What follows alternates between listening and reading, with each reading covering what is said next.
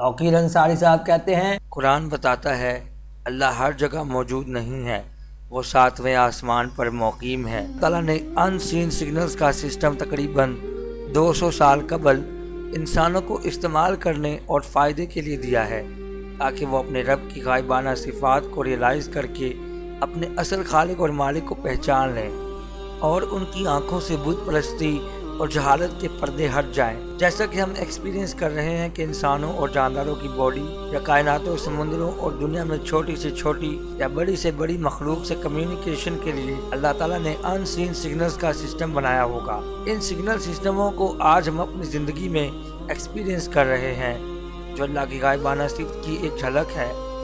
ممکن ہے کہ اس صفت پر عرش اور پوری یونیورس کے فنکشنز منحصر ہوں گے۔ اللہ کی غائب صفات پر یقین رکھنا مسلمان، یہودی اور عیسائیوں کے ایمان کا اہم حصہ ہے کہ ان سین سگنل سے ہمارا دماغ اسپائنل کورڈ کے ذریعے پوری باڈی کو کنٹرول کرتا ہے۔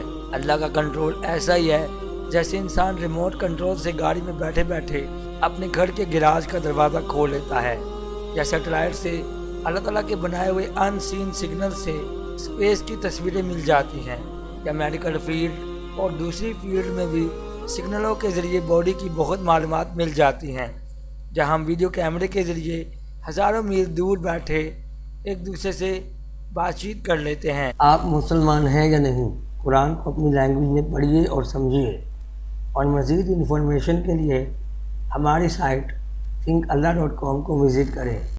اللہ